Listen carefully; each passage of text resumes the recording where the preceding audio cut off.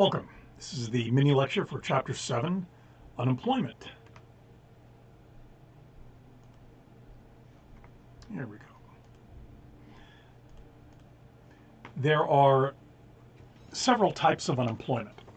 By that I mean that of total unemployment, it can be broken into certain categories. The most basic is the natural rate of unemployment. Unemployment occurs due to economic fluctuations, in part. We have recessions and unemployment goes up, boom times it goes down. If you average across all of those fluctuations, those cycles, the unemployment rate you get is the natural rate. It's the natural rate that does not include the unemployment caused by economic fluctuations, by unusual economic circumstances. Here's just an example of that. This is just a rolling average of the natural rate over time. These are the variables we're going to use. Capital L, number of workers in the labor force. So this is, L is the labor force. E, the number of employed. U, unemployed. And the unemployed divided by the total labor force is the unemployment rate. We're not going to worry about the different specific definitions of what constitutes an unemployed worker for this model, at least not initially. Okay.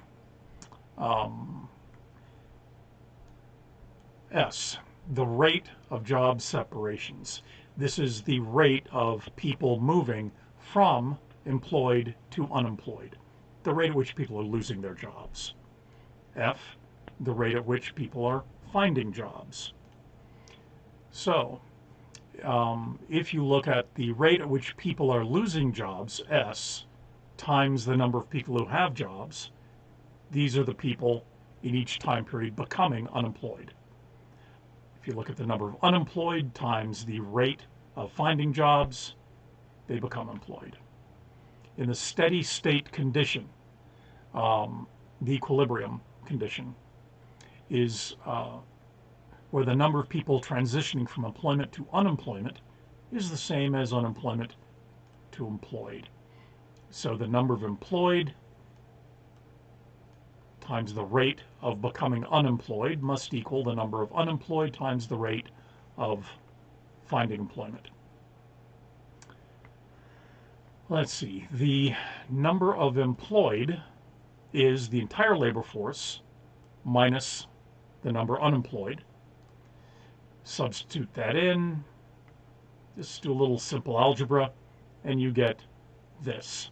The equilibrium, the steady state, where the unemployment rate is not going up, not going down, must equal the rate at which people are losing their jobs divided by the rate at which they're losing jobs plus the rate at which they're finding jobs. That has to equal the unemployment rate, which is the number of unemployed divided by the labor force. Let's see. Here's a simple calculation. If every month 1% of employed workers lose their job, so S is 0.01, and 19% of the unemployed find jobs, so F is 0.19, plug the numbers in. You get a natural unemployment rate in the steady state, where it's not going up, not going down, of 5%. You can only change the natural rate of unemployment if you increase the rate at which people find jobs or reduce the rate at which they lose jobs. Okay, so that's natural unemployment.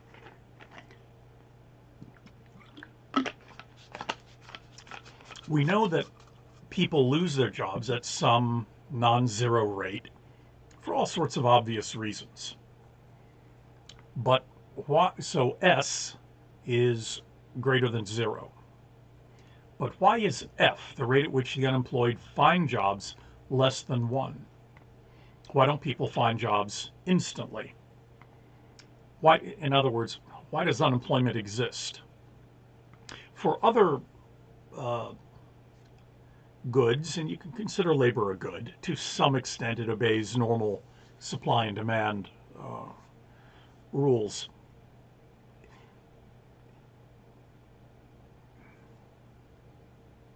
Why doesn't the price of labor fall so that the quantity supplied equals the quantity demanded? In most other markets, the price goes up or down to make quantity supplied equals quantity demanded. No surplus, no shortage. You learned that in principles. Why doesn't that happen in the labor market? Two basic reasons: frictional unemployment, structural unemployment. Let's see. First, what is frictional unemployment? Frictional unemployment is unemployment caused by the fact that the job search process is not it's not instantaneous. This kind of unemployment is good unemployment. We don't normally think of unemployment as good, but frictional unemployment actually can be good. Think of it this way. If you lose a job and you step outside of your former workplace and you want the time it takes to find a new job to be as brief as possible, then you'll take the very first job you see, even if it's completely inappropriate for you. Imagine this world where everyone could get any job they wanted. If you don't have a job and you decide, I'd like to be Secretary of Transportation, or I'd like to be a brain surgeon, you apply for the job and they're guaranteed to hire you. In that unrealistic world, at first you'd think unemployment would be zero, but it would not. Because if you want a job and you don't currently have one for whatever reason, notice, I didn't say that you can't get fired. You can, but you can find another job instantly, any job you want. Well, if you need a job and you know you can have any job you apply for, are you going to get a job in a thousandth of a second? No. It takes time to apply for a job, even if you're guaranteed to be hired. And even aside from the time it takes to apply for a job, you're going to need a little time to figure out what job you want. If you can have any job in the world, you still are going to want to do a little research and figure out what job would be best for you, that would make you happiest. This is frictional unemployment. It's unemployment from the process of finding a job, not the ability to find a job. Why is this good? This is good because if you take the very first job you see, assuming you can have any job you want, well, maybe you'll be an economist like me, working repairing cars. I don't know how to repair cars. Even if I could get that job, I would be very bad at it, and I'd probably be unhappy at it. So finding a good match between the right worker and the right job, where the worker is happy, the employer is happy, and everything is beautiful, that search process takes time. The longer you take searching for a job, assuming again that you can have any job you want, the better job match you'll find. The faster you get a job, the worse the match, on average. Now, at some point, you've spent enough time searching that you know the job you found is going to be an awfully good match. And you could spend another 5 years searching and you might get a match slightly better, but it's not worth it to you. So this is actually a branch of economics, search theory. Um, so at some point, you're going to say, I've searched enough. This job is good enough of a fit. If we didn't have frictional unemployment, we wouldn't have people and employers taking the time to find the right fit, the right worker, the right job. Um, this also can be so the amount of time when people are unemployed, when they're searching for a job, simply because they haven't found the right fit, the longer that time period is, the larger frictional unemployment rate will be. This can also be increased by sectoral shifts. A sectoral shift, that's when jobs move from one industry essentially to another. In the United States, we used to have a very large garment industry, textiles. So I'm talking close to 100 years ago now. The early, maybe towards the mid of the 20th century. But technology changed. The technology of how to make textiles efficiently, clothing efficiently, it spread across the world. So pretty much any country can produce textiles now. That didn't used to be the case. And new technologies emerged, like making jet engines. So the United States economy shifted. We stopped producing T-shirts and started producing jet engines. This was a sectoral shift. In Bangladesh, for example, Thailand, a lot of South and Southeast Asia, the textile industry grew. So they started making T-shirts and pants and things. So they also experienced a sectoral shift from probably subsistence agriculture to textiles. These changes mean that workers in one industry have to find jobs in a new industry. Even if it can be done, it takes time. And I'd like to emphasize it can't always be done.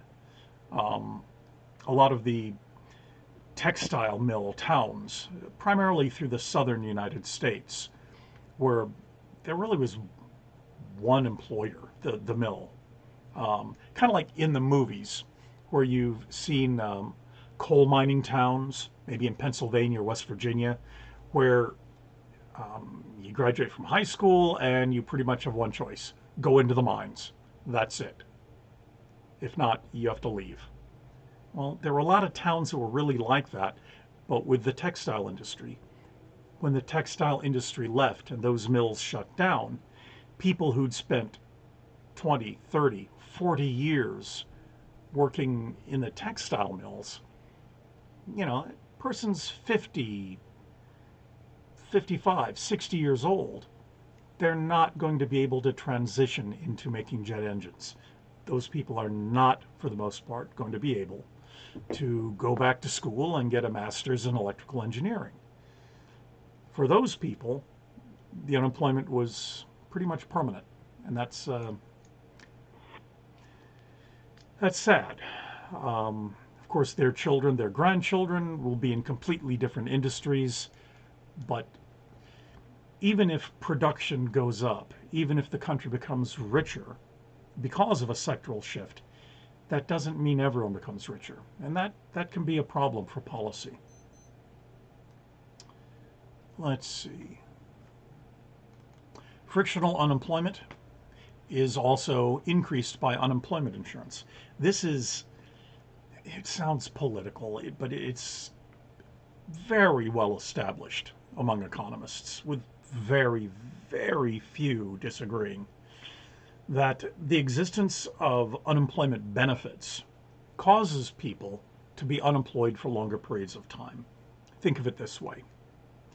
You want you want to find the right job.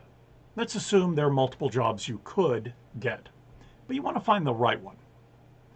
That takes a little more time, just in the method that I described. You want to spend more time searching for the right job. Well, at some point you're going to want to stop searching. If unemployment has a very high cost to you in lost wages, you're going to stop searching sooner. Take a job that maybe is a little less perfect for you, but you don't want to be unemployed anymore. But if the cost of search is reduced because part of your wages are replaced with unemployment insurance, then you can afford financially to search longer. And you will.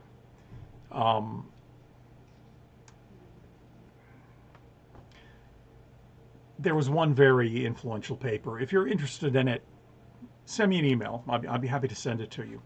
That used a very nice econometric technique to establish that the unemployment rate is not related among low-wage workers to the minimum wage. The paper had some problems, but still, this is a very interesting area of study. Okay. Why is there unemployment? F is less than 1 because of frictional employment and structural unemployment. What is structural unemployment? Structural unemployment is when the real wage is above the equilibrium wage. Think of, let me see if I'm going to experiment with something. Let's see if I can duplicate the slide, and let me see if I can draw on it. Okay.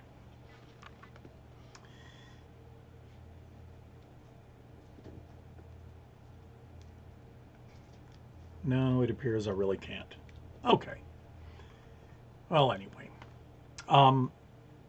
Think of labor as a commodity like anything else. Pineapples, screwdrivers. The suppliers of labor are workers. The demand side is businesses who hire the workers.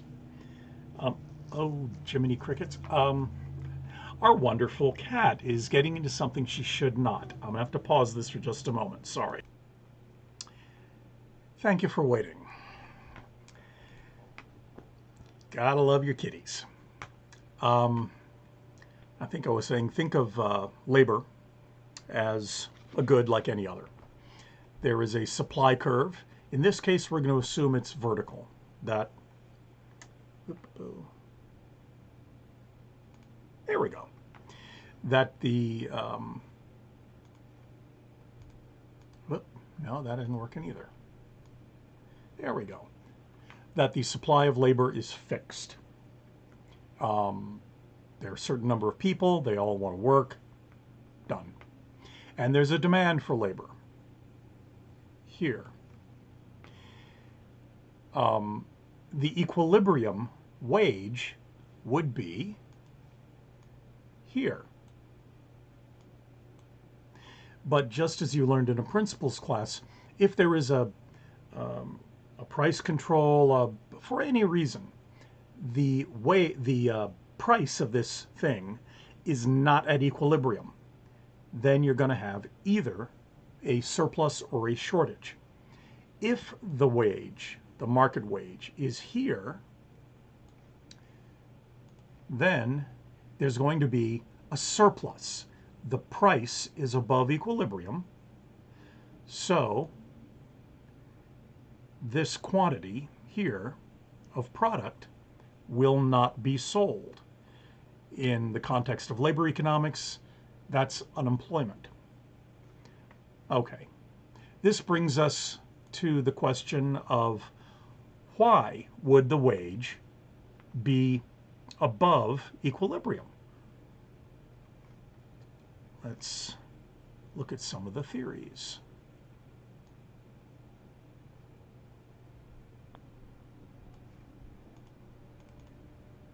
Minimum wage laws. This is relates to that paper I mentioned a minute or two ago. Sometimes the market wage is above the equilibrium wage simply because the government said so. This is only true for so the existence of a minimum wage does cause unemployment, but only among low-wage workers. For example, here, if this is the minimum wage and you are a low-wage worker, someone you can't produce much profit for the company, well, then your wage would be down here. They can't pay you that. It's against the law, so you'll be unemployed. But if you're a high-wage worker, a brain surgeon, the equilibrium wage in your section of the labor market would be way up top. This would be a non-binding price control in that case, and it would not cause unemployment in your part of the labor market. So, minimum wage laws, a fairly obvious case. Second, labor unions. Let's see here. Labor unions cause unemployment. This is through a process that's called the insider-outsider process. And it doesn't apply just to labor unions. There are other situations where it can occur. An example, Europe, hundreds of years ago. Skilled tradesmen, and they were pretty much always men at that point, stone cutters, people who could, goldsmiths, people with skills, they would tend to form these groups called guilds. And the purpose of a guild was to look out for the best interests of the guild members. Let's say silversmiths. What they would do is they would form an agreement that no one in the guild would teach these skills to anyone outside the guild. So the knowledge of how to be a silversmith was kept secret. If they wanted to teach a new person, they would bring them into the guild as an apprentice. But by doing this, they were able to keep the supply of silversmiths artificially low. Let me get back on the screen. There we go. They were able to keep the supply of this form of labor artificially low. If you keep the supply low, then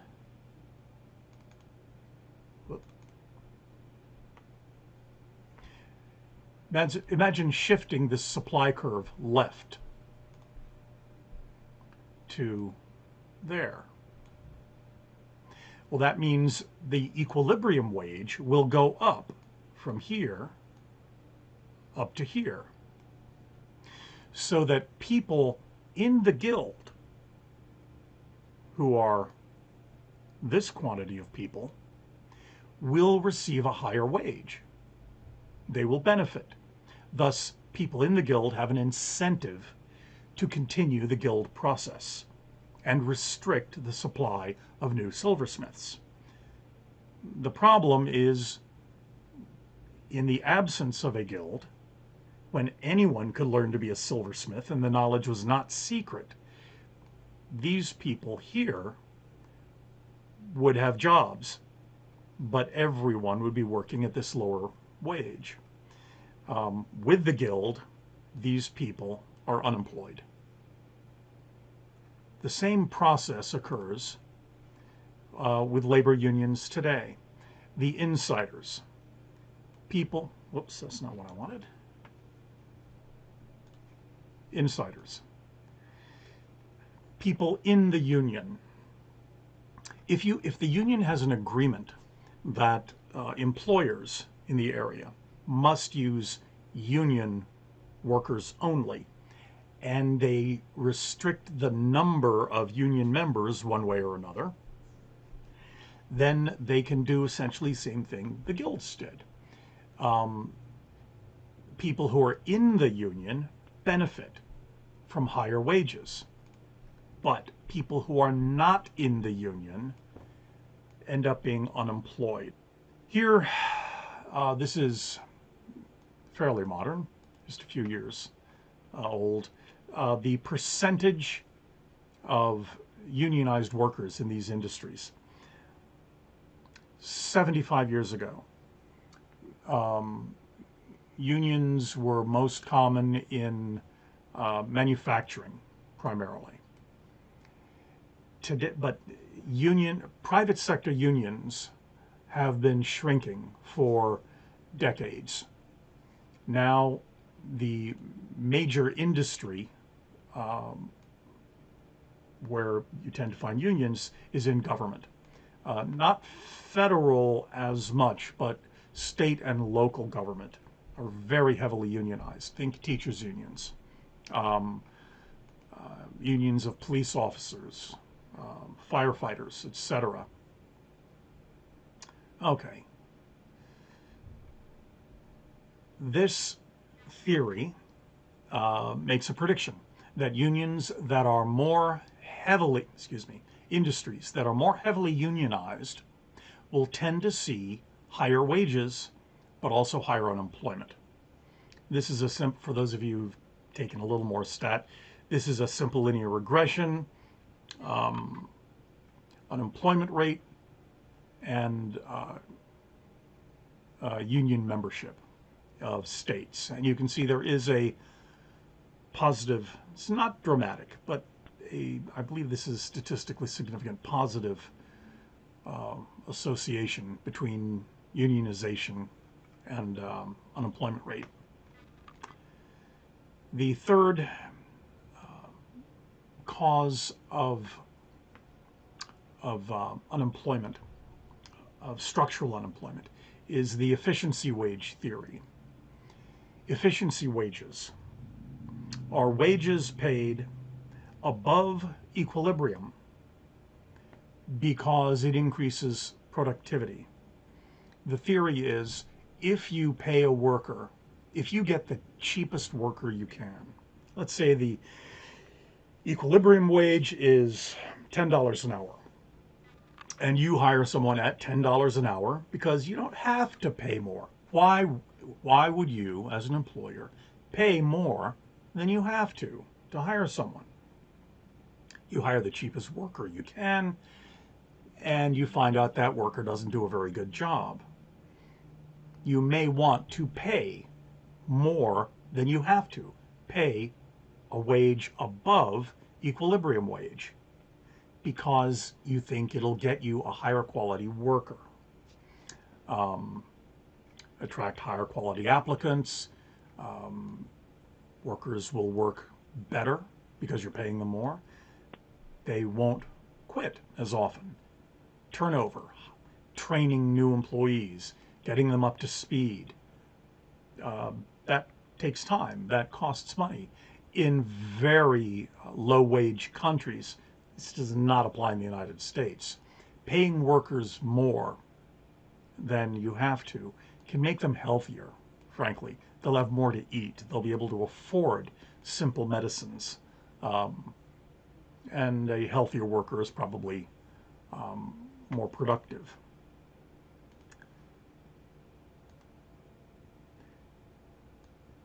Let's see here. Where is Henry Ford in this? Just a moment. Here we go.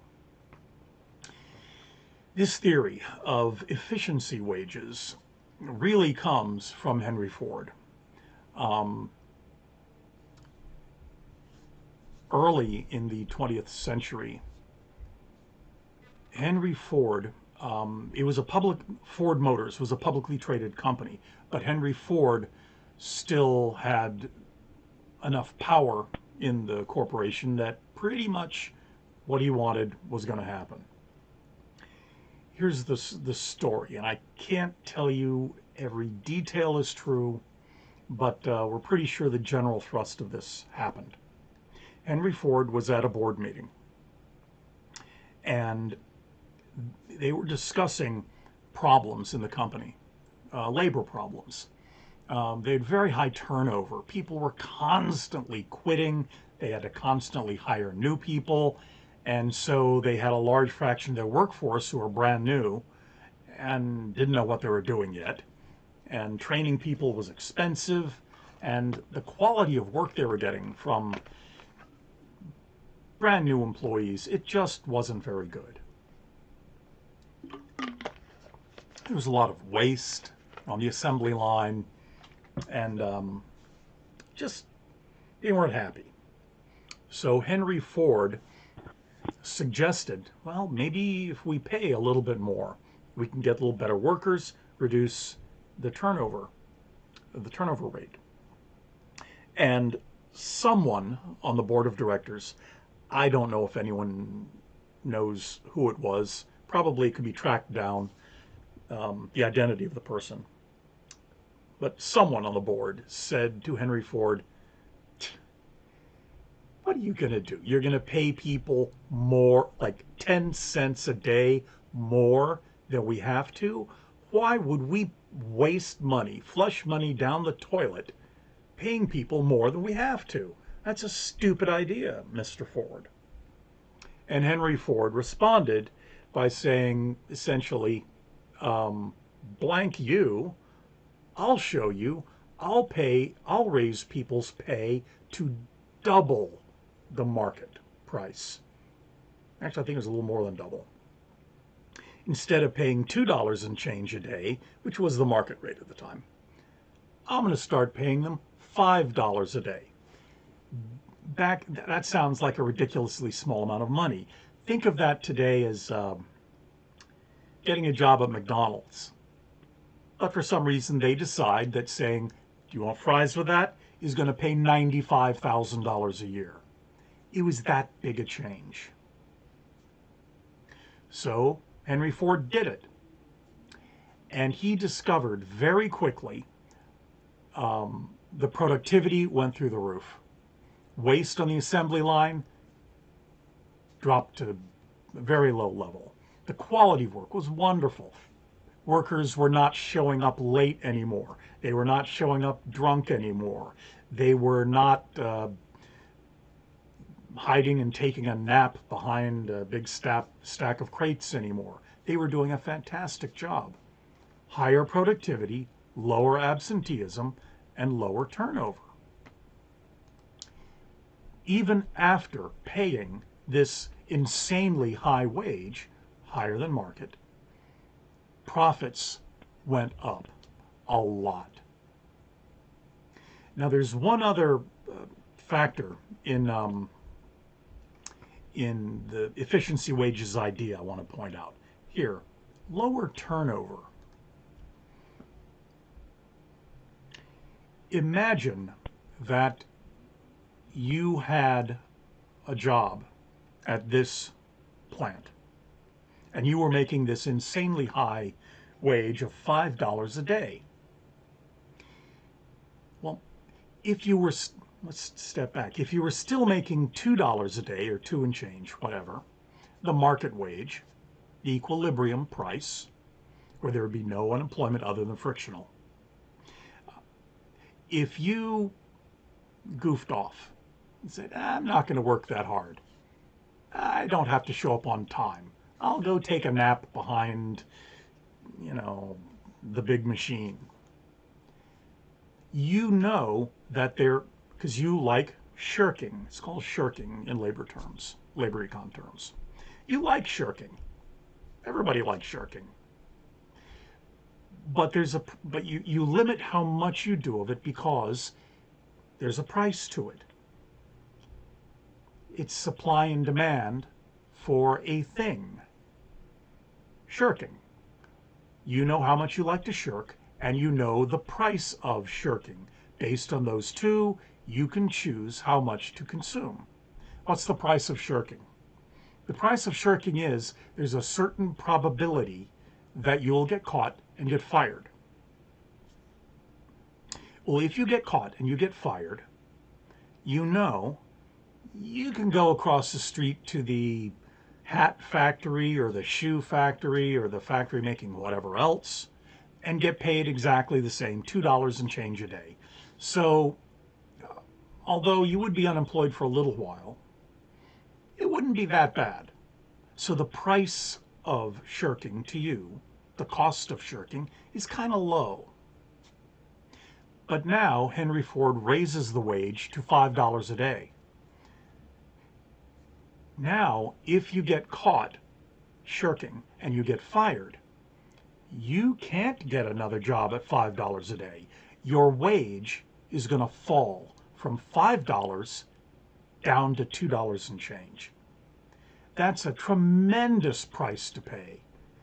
Essentially, what Ford did was increase the cost, the price of shirking.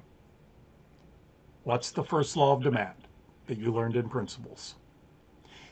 All else held constant, if the price of something goes up, people will consume less of it. The price of shirking went up by a tremendous amount. Therefore, people decided to consume less shirking. They did a better job. Okay, let's see. What else do you need to know here? The labor force changes over time, not just because of the minimum wage. Actually, that's the wrong graph. One moment.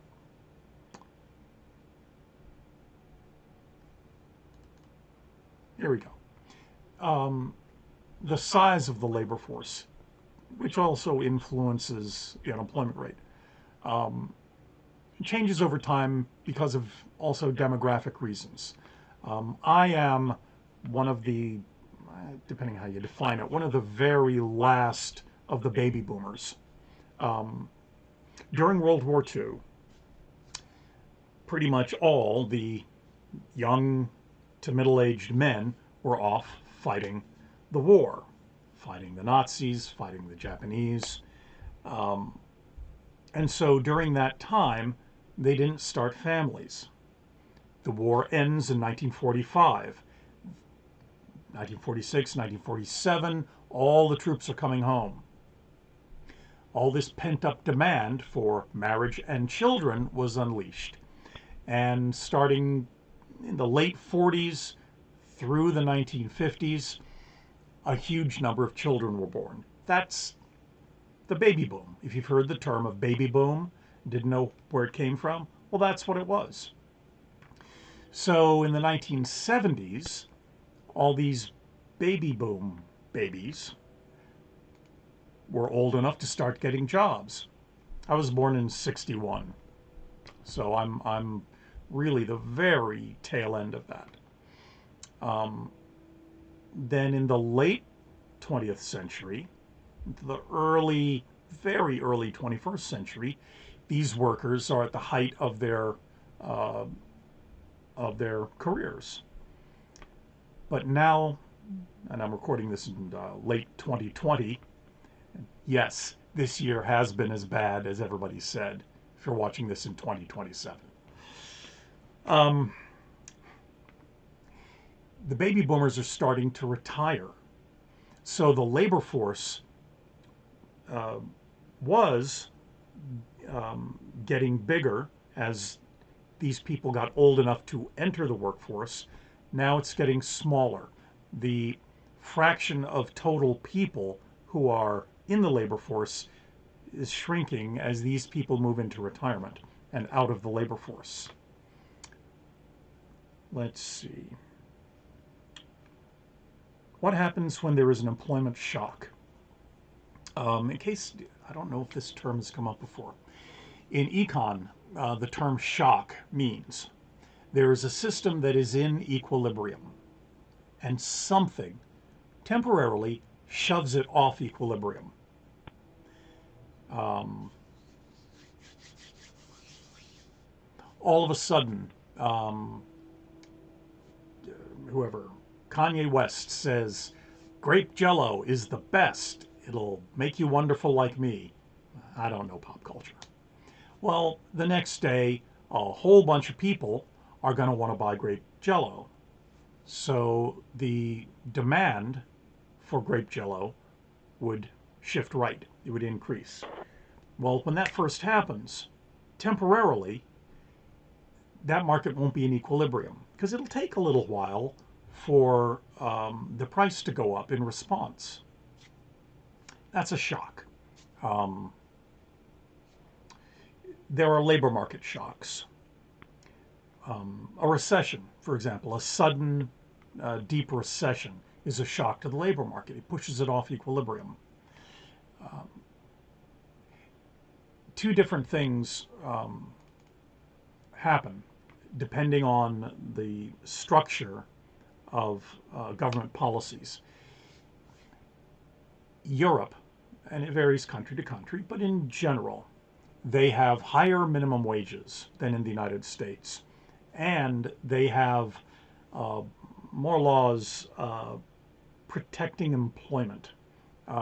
Labor markets are more heavily regulated than the United States. In the United States, you can pretty much hire somebody, fire somebody whenever you want.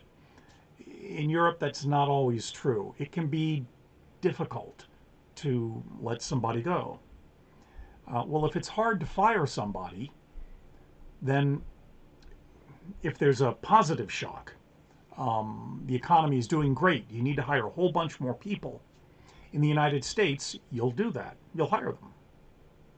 In Europe, you know that, well, things are good now, and I would like to put on another shift of people and hire them. But you think, well, what happens if the economy goes bad? If we end up in a recession, I won't be able to fire them. And all that extra labor would bankrupt me. So in Europe, they tend to be slower to hire because they are forced to be slower to fire. These different policies affect how shocks in the labor market affect unemployment versus the wage. In the United States, it tends to move the wage. In Europe, it tends to change the amount of structural unemployment. Let's see. Unionization is part of this. The United States is not as heavily unionized as most countries in Europe. You can see these numbers. Spain, 73%. Sweden, 91%. Germany, France, 92%. The additional labor regulations, laws, plus the higher level of unionization and labor contracts make the labor markets in Europe generally less flexible than in the United States. That's why in the United States, when there's a recession, our unemployment rate tends to go up faster, but it also comes down a lot faster. And the structural level of unemployment, the long-term unemployment rate, tends to be lower in the United States than in Europe. Let's see. I think that's everything I wanted to cover.